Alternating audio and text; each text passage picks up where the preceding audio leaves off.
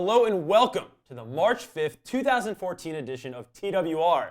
I gotta be honest, it has been getting lonely being the only guy on the program the past couple weeks, but it ends today with my buddy Tom Davis stopping by to be our guest co-host.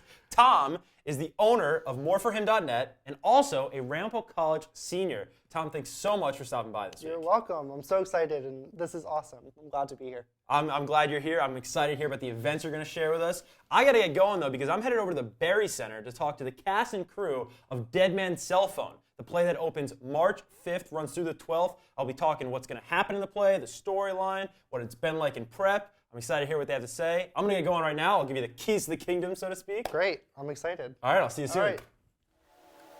Help me, God. Help me to comfort his loved ones. Help me to help the memory of Gordon live on in the hearts and minds of his loved ones. Is there cell phone life after death? Sarah Ruhl's oddball comedy Deadman Cell Phone, which opens March 5th at 8 p.m. in the Adler Theater, explores the relationship between a young woman and a dead man carried out via his still active cell phone. I am joined now by the actress who plays that young woman, Kelly Blake. So Kelly, tell us, how on earth do you wind up in possession of a dead man's cell phone? Well, I'm sitting at a cafe trying to write a thank you letter in as much quiet as I can find, and someone else's cell phone begins to ring incessantly. So I get agitated by it, and then I decide to go answer it. As I'm answering the phone calls that are coming in on the phone, I'm realizing that this man sitting there is dead. And instead of returning the phone to the proper authorities, I decide to keep the phone and try to become a part of his family and pretend that I worked with him. That is a bold move for your character there. And so this dead man is in the cafe? Yes. Wow. All right, so this is an interesting story. We're going to have more on this story, this play. We're going to toss it back to Tom right now, and I will be back here in just a little bit with more from Dead Man's Cell Phone. Republican Party politician Jay Weber will be welcomed here at Ramapo College by the college Republicans. Assemblyman Weber will be speaking to interested students about his role as assemblyman and current political positions. If not for your political inquiry, come out to the York Room on March 11th at 6 p.m. for your CEC and light refreshments. I'll be back in just a little bit with another event happening March 11th, but for now, let's toss it over to Kevin in the Berry Center. I am still hanging out here on the steps inside the Berry Center, this time with the dead guy. Dan Kopa plays the dead man in Dead Man's Cell Phone. Dan, is this your first time ever playing a dead person in a play? No, actually. I've pretty much died in every show I've been here at Ramapo. Every show? They're just killing you here. This is actually the second show I've been in with Maria. In both shows, I've died. That sounds like a conspiracy. The first 2 years ago, Cherry Orchard, I died in the end, and now I die in the beginning. I think she wants me dead. I know you've ascended in... I've ascended in church. I died in Birds. Tempest was the only one that had a happy ending for me.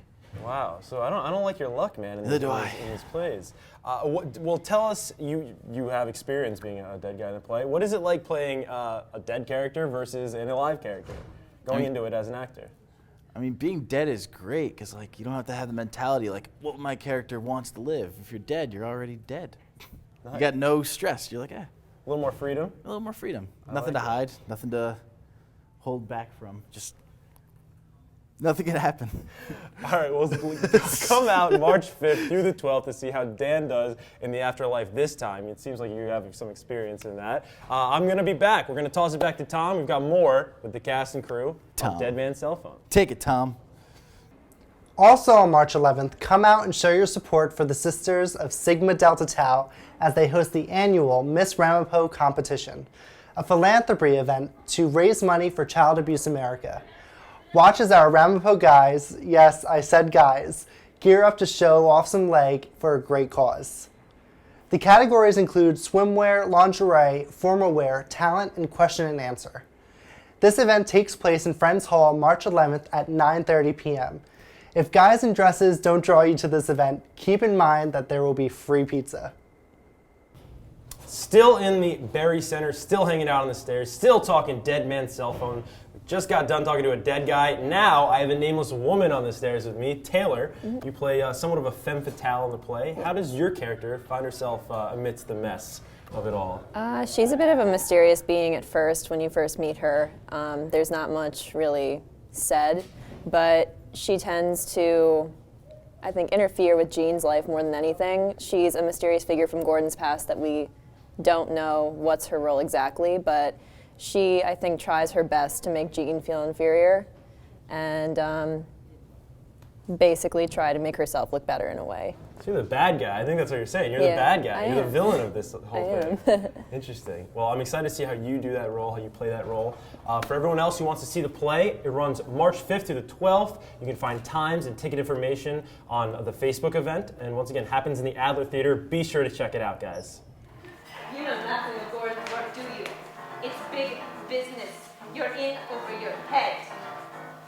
Mom, I'm afraid that you're in over your head. I've spoken with all the stars of the play, and now for the big grand finale, we have the boss of the operation, the director, Maria, here sitting on the stairs with me. Maria, you were just telling me you've been directing, at least at Ramapo College, 18 years overall. Yeah. What is your favorite aspect of the directing process?